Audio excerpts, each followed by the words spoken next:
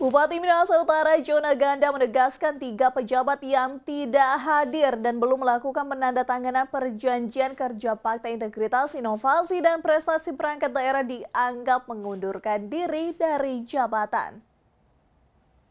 Bupati Minahasa Utara Jona Ganda didampingi Wakil Bupati Kevin William Lotulung secara langsung memimpin penandatanganan perjanjian kerja Fakta Integritas, Inovasi, dan Prestasi perangkat daerah. Pada giat tersebut terpantau Bupati Jona Ganda mengecek siapa-siapa pejabat yang tidak dan belum melakukan penandatanganan perjanjian kerja Fakta Integritas, Inovasi, dan Prestasi perangkat daerah.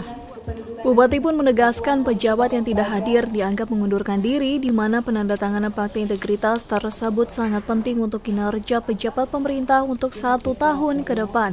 Kegiatan sangat penting, kalau tidak ada kabar, orang anggap mengundurkan diri. Betul kan? Betul. Saya rasa ini penting untuk kita tegakkan. Yang tidak hadir, tidak ada kabar, kita asumsikan bahwa dia mengundurkan diri. Nanti bikin laporannya. Ini kegiatan yang penting, yang menjadi tugas tanggung jawab kita sepanjang tahun 2025 dimulai dari saat ini.